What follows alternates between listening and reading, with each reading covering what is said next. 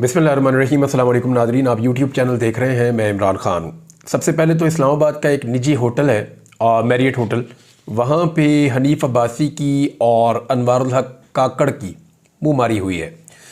अनवारुल हक काकड़ जो हैं ये इस्टेब्लिशमेंट के बड़े फेवरेट हैं और बलूचिस्तान से इनका ताल्लुक़ है।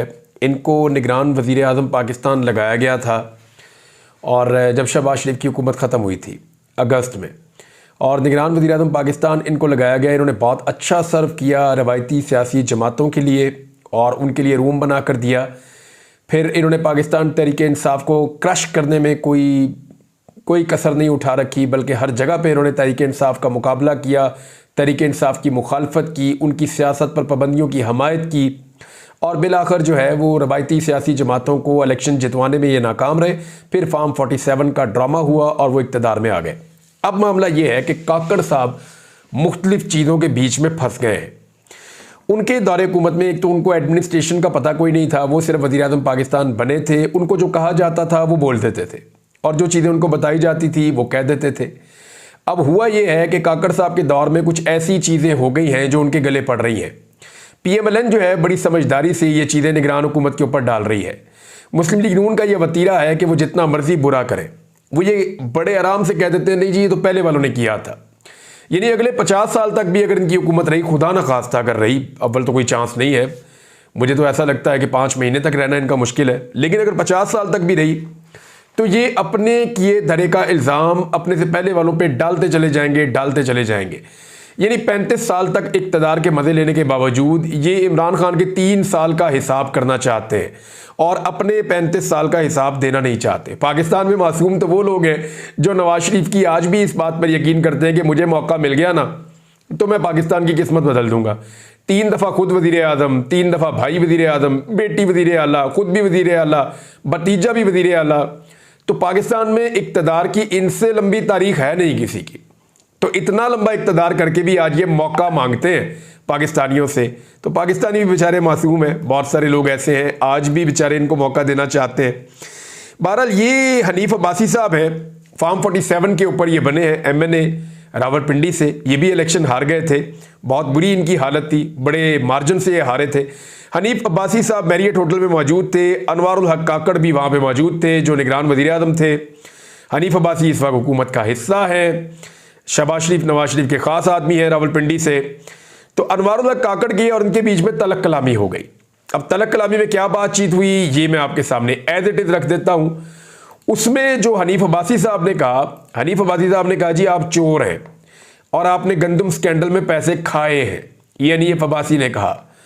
अब अनवारुल हक काकड़ साहब जो है उन्होंने कहा जी अगर मैंने फार्म 47 की बात की ना तो नून लीग को मुंह छुपाने की जगह भी नहीं मिलेगी। दोनों ने एक दूसरे की कमज़ोर जगह पे लात मारी, यानी बातें तो दोनों ही ठीक कर रहे हैं। ये भी बिल्कुल नाअहल थे और निकम्मे थे और वो भी बगैर अवाम के मैंडेट के इक़्तिदार में आए हैं। आपस की लड़ाई की वजह से दोनों ने कम से कम सच तो बोला, लेकिन असल हकीकत क्या है वो मैं आपको बता देता हूँ। लेकिन वो बताने से पहले मुस्लिम लीग नून की क़यादत को चाहिए कि मियाँ नवाज शरीफ साहब और मियाँ शहबाज शरीफ साहब ज़ाती हैसियत में अनवारुल हक काकड़ साहब के पास जाकर या उनको बुलवाकर उनसे माफ़ी मांग लें, हाथ जोड़कर उनसे माफ़ी मांगे। क्योंकि अनवारुल हक काकड़ साहब ने अगर बोलना शुरू कर दिया, जिसके फ़िलहाल इम्कानात कम है क्योंकि जिन्होंने उनको निगरान वज़ीर आज़म पाकिस्तान बनाया था वो फ़िलहाल उनको बोलने नहीं देंगे, वो एक पपेट की तरह काम करेंगे। तो अनवारुल हक काकड़ अगर बोल पड़े फ़र्ज़ करें तो PMLN को वाकई मुँह छुपाने के लिए जगह नहीं मिलेगी, क्योंकि फार्म 47 की जो कहानी है ना वो बड़ी खौफनाक है। और वो अगर अनवारुल हक काकड़ की ज़ुबानी आ गई तो फिर तो सारा खेल ही बिगड़ जाएगा PMLN का और वो बहुत बुरी तरह एक्सपोज हो जाएंगे। अच्छा, दानियल अजीज साहब ने और शाहिद खाकान अब्बासी साहब ने, ये तजुर्बाकार लोग हैं, हुकूमतों के अंदर काम करते रहे हैं। शाहिद खाकान अब्बासी साबिक वज़ीर आज़म भी रहे हैं। तो इन दो लोगों ने एक बात बताई, इन्होंने कहा कि ये जो स्कैंडल है ये काकड़ साहब के आप गले में तो फिट कर रहे हैं, लेकिन इसका एक जिम्मेदार और भी है, और वो जो जिम्मेदार है वो है मोहतरम जनाब इसहाक डार साहब। आप देखिए पाकिस्तान में खराबी का कोई भी एक पहलू निकलता है, खुरा जाके डार साहब की तरफ जुड़ जाता है। यानी अजीबोगरीब ऐसे मंसूबे जिन्होंने पाकिस्तानियों की कमर तोड़ दी, खुरा जाके डार साहब के घर निकलता है। मईशत की तबाही, खुरा जाके डार साहब के घर निकलता है। अब ये गंदम का स्कैंडल भी जाके डार साहब की तरफ निकल रहा है। कैसे? देखिए, ये दो अहबाब हैं, इन दोनों ने यह दावा किया है। हुआ यह है कि शाहिद खकान अब्बासी का कहना है कि अगर ये स्कैंडल है तो ईसीसी से है। पहले तो देख लें आप ईसीसी है क्या। ईसीसी जो है ये 1965 में बनी थी और ये बनाई थी अयूब खान ने। आज लगभग इसको बने हुए भी 60 साल होने वाले हैं। अयूब खान के दौर में बनी थी। इकोनॉमिक कोऑर्डिनेशन कमेटी इसको कहते हैं। ये फैसले करती है पाकिस्तान के हवाले से बड़े बड़े फैसले कि पाकिस्तान ने क्या इंपोर्ट करना है, क्या एक्सपोर्ट करना है, पाकिस्तान से पैसा बाहर जाएगा नहीं जाएगा, किस चीज़ को कैसे कंट्रोल करना है, कैसे रोकना है, कौन सी चीज़ें मंगवानी चाहिए और कौन सी चीज़ें नहीं मंगवानी चाहिए।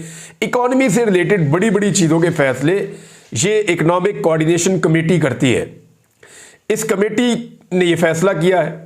अब इसका जो इजलास हुआ था वो हुआ था 23 जुलाई 2023 को और उस वक्त हुकूमत किसकी थी? पीडीएम सरकार, यानी पीएमएलएन और पीपल्स पार्टी और एमक्यूएम और फजलुर रहमान साहब और उनके इत्तेहादियों की हुकूमत थी। अब अगर फजलुर रहमान साहब और एमक्यूएम या पीपल्स पार्टी रोला डाले ना तो उनको पकड़ के ये कहना चाहिए कि जनाब अली ये फैसला आपकी अपनी ईसीसी ने किया था जब आप लोग इक्तदार में थे। तो ये 23 जुलाई 2023 को ये ईसीसी का इजलास हुआ। अब शाहिद खकान अब्बासी कह रहे हैं कि अगर स्कैंडल है तो ईसीसी से है, गलत फैसला हुआ है तो ईसीसी से हुआ है, इसके अलावा तो हो नहीं सकता ना। ईसीसी जिम्मेदार है, जिसे चेयर डार साहब कर रहे थे उस वक्त। पहले मिनिस्ट्री से पूछे कि समरी कैसे आई, फिर डार साहब से पूछे कि किस बुनियाद पर आपने फैसला किया कि गंदम इंपोर्ट कर लो, हालांकि पाकिस्तान में पाकिस्तानियों की जरूरत के मुताबिक वाफर गंदम मौजूद थी। इसके बावजूद गंदम इंपोर्ट करने का एक फैसला किया गया क्योंकि पाकिस्तान में गंदम महंगी है, बाहर गंदम सस्ती है क्योंकि उनकी कॉस्ट कम है। तो वो गंदम मंगवा के पाकिस्तान में बहुत बड़े ज़खायर इकट्ठे किए गए और उसमें कमीशन का एक बहुत बड़ा घपला है, जिसके बारे में पाकिस्तान में जो तहकीकात हो रही हैं वो ये कहती हैं कि 300 अरब रुपए तक का चूना पाकिस्तानियों को लगाया गया है। किसानों को अलग नुकसान हो रहा है, वो बेचारे अपनी गंदम लेकर बैठे हैं खुले आसमानों के नीचे अपने घरों के अंदर और उनकी गंदम खरीदने के लिए कोई तैयार नहीं है। गवर्नमेंट ने जो रेट मुकर्रर किया है 3900 रुपीज फी मन, गवर्नमेंट उसके ऊपर भी गंदम नहीं खरीद रही और किसान बेचारा बुलबुला रहा है, जोर लगा रहा है, बार बार वो एहतजाज कर रहे हैं। अब उन्होंने ऐलान किया है कि वो एक बड़ा और फैसला कुन एहतजाज करने जा रहे हैं। इस पे जमात इस्लामी ने भी अनाउंसमेंट की है कि वो भी एहतजाज करेंगे, बड़े पैमाने पर करेंगे। अगर हुकूमत ने रोका या रुकावटें डाली तो फिर वो किसानों के साथ मिलकर हुकूमत गिराने के लिए तहरीक चलाएंगे। बहरहाल किसानों के लिए वो तहरीक चलाने जा रहे हैं। अब आ जाए जो शाहिद खकान अब्बासी साहब ने कहा, उन्होंने कहा जी पहले तो मिनिस्ट्री से पूछे कि समरी कैसे आई, फिर डार साहब से पूछे कि किस बुनियाद पर उन्होंने ये फैसला दिया, उसके बाद जो है वो इंपोर्ट हुई है जब उन्होंने फैसला दिया है। अच्छा, वो एक तरफ रह गया, आपने किसान को क्यों तबाह कर दिया है, ये भी एक बड़ा सवाल है जो शाहिद खकान अब्बासी साहब ने उठाया। यहां पे समर अब्बास साहब हैं जिन्होंने ये बात शाहिद खकान अब्बासी साहब से पूछी। ये सहाफ़ी हैं, इन्होंने जब पूछा कि जुलाई 2023 इसहाक डार की ईसीसी से मंजूरी जो ली गई है तो इसका मतलब है आप ये कह रहे हैं कि काकड़ का कुछ लेना देना नहीं, वहां से तहकीकात शुरू होनी चाहिए। तो उन्होंने कहा शाहिद खकान अब्बासी ने कि अप्रूवल तो वहां से ही है। जब एक दफा ईसीसी अप्रूव कर देती है, याद रखिएगा, जब एक दफा ईसीसी अप्रूवल दे देती है ना किसी चीज की तो वो चला जाता है काबीना के पास।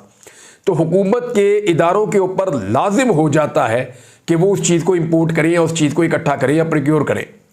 वो इसलिए कि अगर वो नहीं मंगवाएंगे या अपने पास का जखीरा जमा नहीं करेंगे तो जब भी कभी शॉर्टेज होगी या कमी होगी तो ईसीसी ये कहेगी जनाब हमने तो ये कह दिया था, हमने तो फैसला कर दिया था, ये इदारे जिम्मेदार हैं, इनको उठाएं और जेलों में डालें। ये जो बहरान आया इसके लिए ये लोग रिस्पॉन्सिबल हैं। तो अब इसमें शाहिद खकान अब्बासी साहब कहते हैं तो काकड़ साहब बेचारे कहां से आ गए, वो उनको क्लीन चिट दे रहे हैं। लेकिन देखना यह है कि काकड़ साहब को क्लीन चिट मिलती है या वो भी इसके बीच में फंसते हैं, क्योंकि कुछ लोगों के नाम आए हैं। एक रिटायर्ड कैप्टन साहब हैं, उनका नाम आया है, उनके ऊपर जो है वो कार्रवाई हो रही है और उनको ओहदे से भी हटाया गया है और बताया जा रहा है कि वो बहुत इसके अंदर मुलविस रहे हैं। एक और खबर है नाजरीन, पाकिस्तानियों को दबाने के लिए, पाकिस्तानियों के आज़ादी इजहार राय पर कदगन लगाने के लिए, और ये खबर उस दिन सामने आई जिस दिन में पाकिस्तान में या दुनिया भर में सहाफ़त की आज़ादी का आलमी दिन था। यानी 3 मई को सहाफ़ियों की आज़ादी का आलमी दिन होता है। उस दिन पे ये खबर आई है कि एक नई एजेंसी हुकूमत बनाने जा रही है सोशल मीडिया को दबाने के लिए और सोशल मीडिया के ऊपर जो एक्टिविस्ट हैं उनको दबाने के लिए। देखिए, सोशल मीडिया ही तो असल प्रॉब्लम है। उसी ने तो पाकिस्तानियों को जगाया है। पाकिस्तान तहरीक इंसाफ ने अपनी पूरी की पूरी कैंपेन सोशल मीडिया में चलाई है। ना वो जलसा कर सकते थे, ना रैली कर सकते थे, ना जुलूस निकाल सकते थे, ना लोगों से मुखातिब हो सकते थे, ना वो टीवी पे आ सकते थे, ना वो अपने इश्तिहारात चला सकते थे, ना वो अपने झंडे लगा सकते थे, ना वो किसी जगह के ऊपर शहरों में बैनर लगा सकते थे या वॉल चॉकिंग कर सकते थे। किसी चीज की उन्हें इजाजत नहीं थी। इलेक्शन लड़ने के लिए जितने टूल होते हैं ना किसी एक सियासतदान के पास, वो सारे के सारे पाकिस्तान की रियासत ने और स्टेटस को की ताकतों ने पाकिस्तान तहरीक इंसाफ से छीन लिए थे। तहरीक इंसाफ के पास सिर्फ एक चीज बची थी और वो उनका हथियार था सोशल मीडिया। अब सोशल मीडिया को कंट्रोल करने के लिए एक नई एजेंसी मुतारफ करवाई जा रही है, NCCIA। इससे पहले FIA का एक साइबर विंग होता था, वो ये सारे मामले देखता था। अब NCCIA बनाई जा रही है, जिसे कहते हैं national cyber crime investigation agency. ये जो नई एजेंसी बनाई जा रही है, FIA का साइबर विंग खत्म किया जा रहा है, वो अब काम करेगी। इसके सरबराह के पास IG के लेवल के इख्तियारात होंगे और ये अब बंदे उठाना, बंदों को काबू करना, जो चीज़ें पसंद नहीं है उन लोगों के ऊपर अटैक करना, ये सारी चीज़ें आपको आने वाले दिनों में ये नई एजेंसी करती हुई दिखाई देगी। इसमें ऐसा लगता है और सहाफ़ियों का हमारा ये खदशा भी है कि इसमें इस तरह के ऑफिसर्स को जमा किया जाएगा जिन्होंने मौजूदा हुकूमत के लिए बड़ा शानदार काम किया है और हर लेवल पे गए हैं लोगों को दबाने के लिए, काबू करने के लिए, जुल्म करने के लिए। देखिए FIA जो है ना, उसका एक प्रॉब्लम है। FIA का प्रॉब्लम यह है कि FIA के बहुत सारे और भी विंग्स हैं और उनको अदालतों को फेस करना होता है, बहुत सारे प्रॉब्लम्स होते हैं, तो उनके ऑफिसर्स मल्टीपल काम कर रहे होते हैं, तो वहां पे बहुत ज्यादा वो ज्यादती कर भी नहीं पाते, एक हद से ज्यादा। तो यहां पे एक ऐसी एजेंसी चाहिए जिसको बस इशारा दे दिया जाए और वो बंदा पकड़ के गायब कर दें, अंदर डाल दें और फिर अपने कानून के जरिए से जो भी उनके पास अवेलेबल है बंदे को तोड़ मरोड़ के रख दें। तो ये इस किस्म की मुझे लगता है कि एक कोशिश है और आने वाले दिनों में ये एजेंसी आपको काम करती हुई नजर आएगी। देखते हैं ये क्या कर पाती है। ये वैसे अदालत में चैलेंज भी होगी और चैलेंज की जानी चाहिए। मैं सोच रहा हूं कि मैं खुद ही इसको इस्लामाबाद हाई कोर्ट में जाके चैलेंज कर दूं कि जनाब ये एक ऐसी चीज बनाने जा रहे हैं जिसकी पाकिस्तान में जरूरत नहीं है। पहले ही हमें गरीब मुल्क है, पैसा हमारे पास है नहीं है, अभी भी हम तनख्वाहें कर्जा लेकर दे रहे हैं और ये साइबर क्राइम एजेंसी एक और नई बना रहे हैं, इन्वेस्टिगेशन एजेंसी के जनाब ये इसके ऊपर काबू पाएंगे। इससे पहले जो एजेंसीज है उन्होंने क्या काम किया है, नंबर 1। और नंबर 2, ये भी सवाल उठाया जाएगा कि इसकी इस वक्त जरूरत क्या है। यानी आपने सोशल मीडिया को तो पाकिस्तान में बंद किया हुआ है, आपने पाबंदियां लगाई हुई हैं, दुनिया भर में जो तरीका है उस तरीके से हटकर आप अलग तरह का सोल्यूशन क्यों ढूंढ रहे हैं? क्या पाकिस्तान में डिक्टेटरशिप है कि आपको नए किस्म की चीजें चाहिए? वरना दुनिया में जो टूल्स हैं उन्हीं टूल्स के मुताबिक आप आगे बढ़ सकते हैं।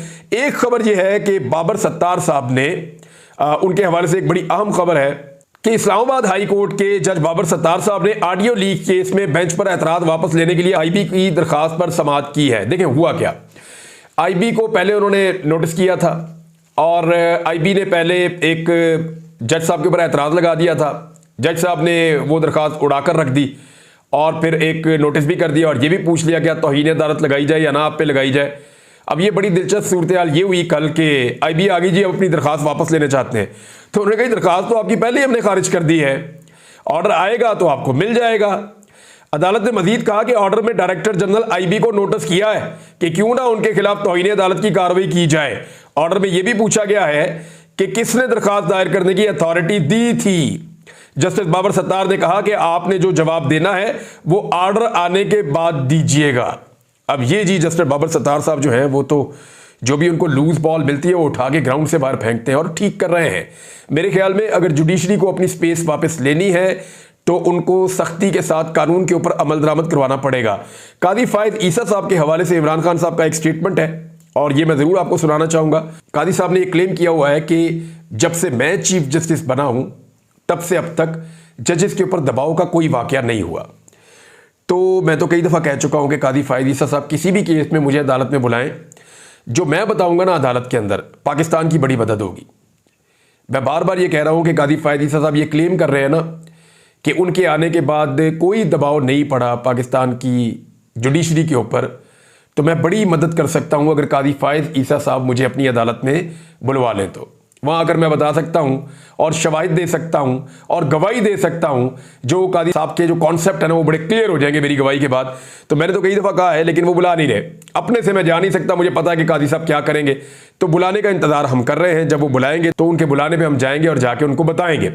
अब इमरान खान साहब ये कह रहे हैं कि अदालतों से उनके मुकदमात के फौरी तौर पर फैसले सुनाने का उन्होंने मुतालबा किया और कहा कि चीफ जस्टिस कादी फायद ईसा पीटीआई के खिलाफ बी टीम बने हुए हैं।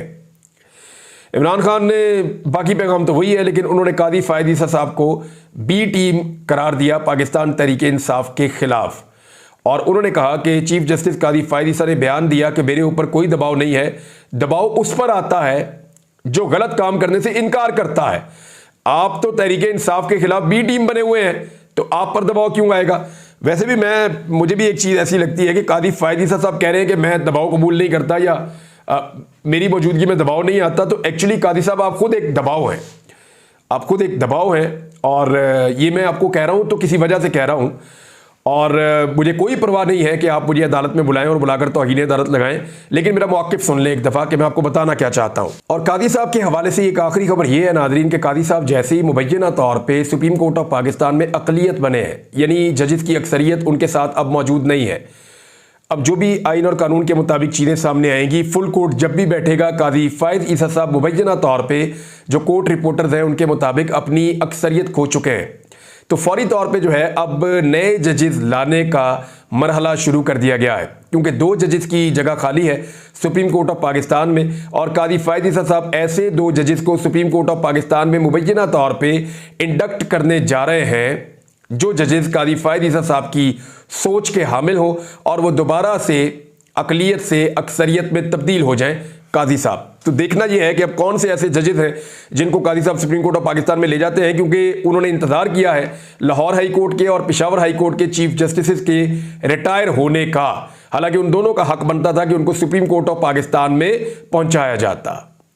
एक और चीज जो इस्लामाबाद के रिपोर्टर्स कह रहे हैं कि हम ये महसूस कर रहे हैं कि जैसे ही अटॉर्नी जनरल किसी मामले में सुप्रीम कोर्ट ऑफ पाकिस्तान के जजेस के सामने बेबस हो जाते हैं, तो फौरी तौर पे इंटरप्शन करके कादी फायद ईसा साहब उन्हें रेस्क्यू करते हैं, और ये बार बार वहां पे देखा जा रहा है। अब तक के लिए इतना ही। अपना ख्याल रखिएगा, अपने इस चैनल का भी। अल्लाह हाफिज।